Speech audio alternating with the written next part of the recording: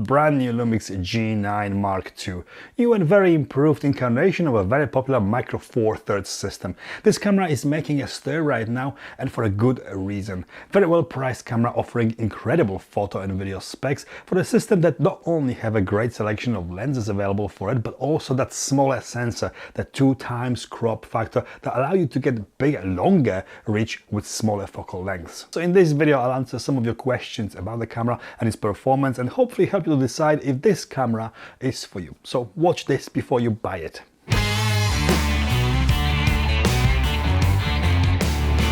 I have been shooting with full-frame cameras pretty much all of my 20+ years of photography and filmmaking career. I occasionally diverted into APS-C cameras, but full-frame was always my weapon of choice. Micro Four Thirds has never appealed to me, and although I have used Olympus cameras like Olympus OMD EM1 Mark III and Lumix GH5, GH5II and GH6, they were good, they are good, but they never felt right for me personally.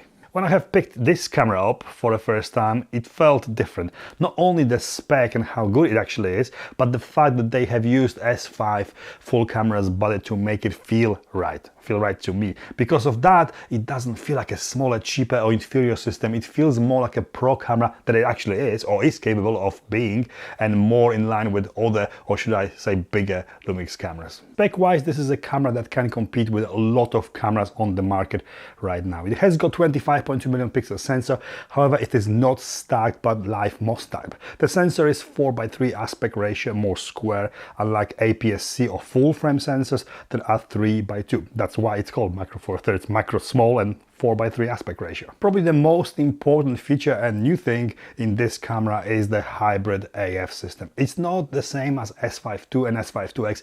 This is improved and redesigned system. Now it not only tracks human and human eye in photography and video, but also animals, animal eyes, cars and motorcycles. What really makes it stand out is how it all works. Now it also works very well when you have multiple people in the frame. Selecting just one person works. Also, the animal eye tracking uses a little box around the eye of animal, not the standard Lumix box with a crosshair.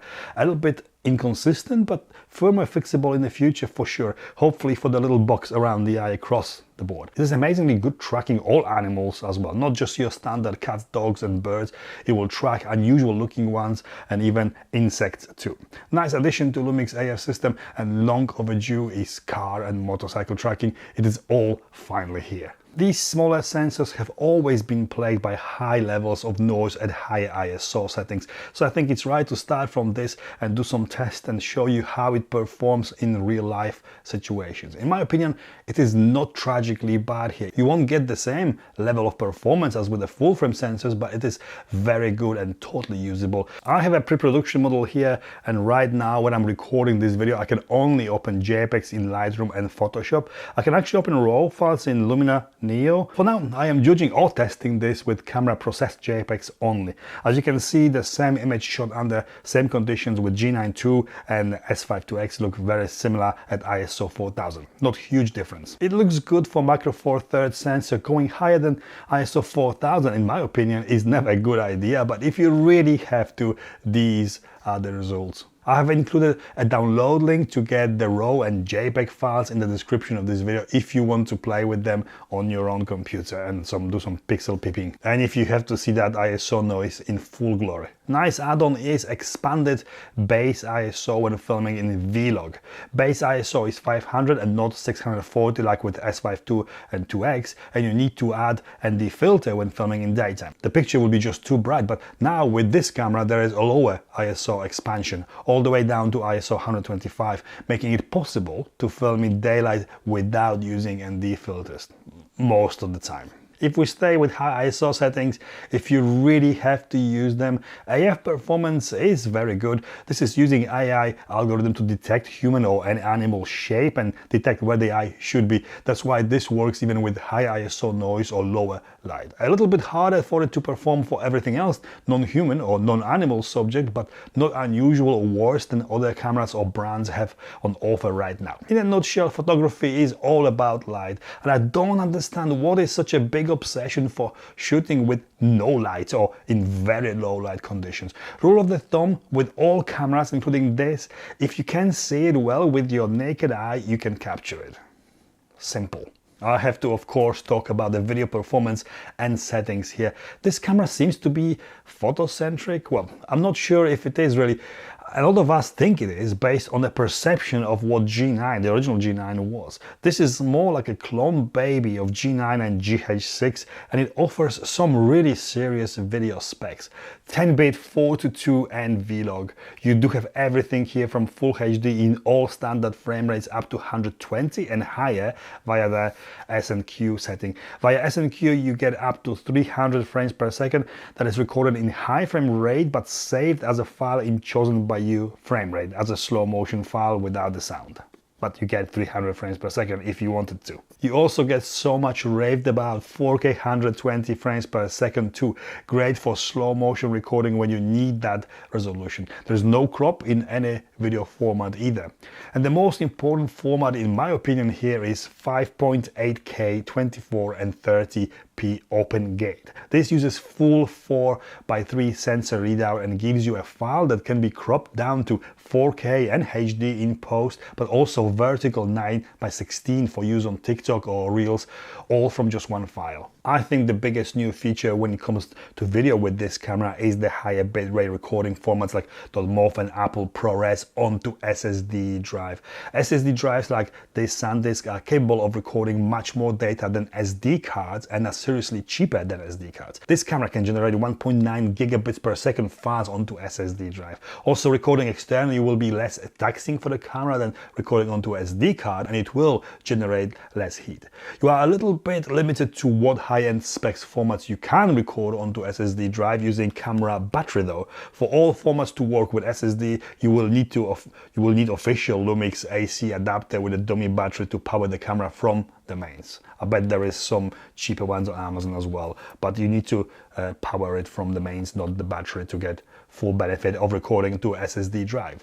I have done a lot of test recording in the warm conditions here. The camera has got no active cooling system, and initial opinion was that it will not do very well recording video for longer periods of time, but I have really struggled to get it too hot. Okay, I'm in UK and it is September now, so not particularly hot, but I have kept it under LED lights in a room with the heating on, and the camera kept rolling until the cards got full every time. The only setting which caused me some issues was 4K 120p. The camera got too hot after about 20 to 25 minutes of continuous recording, but who on earth needs to record 4K 120p for long periods of time? If you do, this might not be for you. Camera has got recording max temperature setting in which you can allow it to get hotter before the safety mechanism will shut it down. I have it on all the time and so far had no real issues recording video with it. The real test will be long-term real-world usage, especially in summer, but for now I wouldn't be very worried taking it with me to shoot an event like a wedding but with a second camera to back it up just in case. IBIS, the in-body image stabilization, is worth talking about as well. This is world class here and not only makes possible to shoot video handheld smoothly to get smoother shots, but it also allows you to shoot slower shutter speeds when shooting photos handheld. It makes it possible to get sharp pictures when theoretically speaking it shouldn't be possible. This is especially handy when shooting in lower lighting conditions or with longer focal lengths in lower lighting conditions.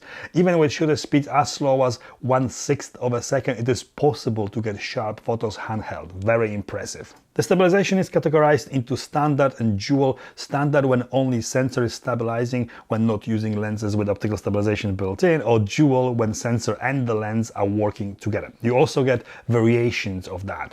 In addition, you also have E-stabilization and Boost IS options for when filming. These pretty much remove any handshake movement, but Boost IS adds a slight crop. And lastly, you have separate stabilization modes for when you're using anamorphic lenses. This is probably another thing worth mentioning, that this camera has got the squeeze option for when using anamorphic lenses. You don't have to look at squeezed image on the LCD screen when using anamorphic lenses. Very surprising in this price range for sure. Overall, this is a video beast that only GH6 in Micro Four Thirds can compete with, but with very good and working autofocus.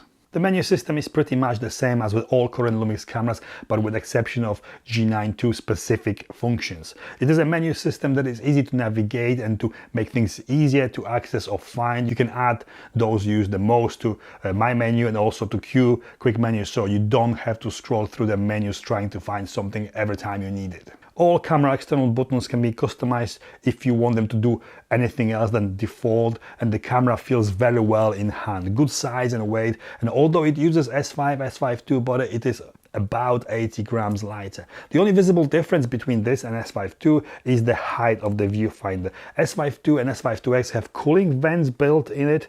There is no fans in this camera. In my initial video I have expressed my opinion that it will probably not work very well and overheating will be an issue, but this is not the case here at all. It does better than well here in UK anyway.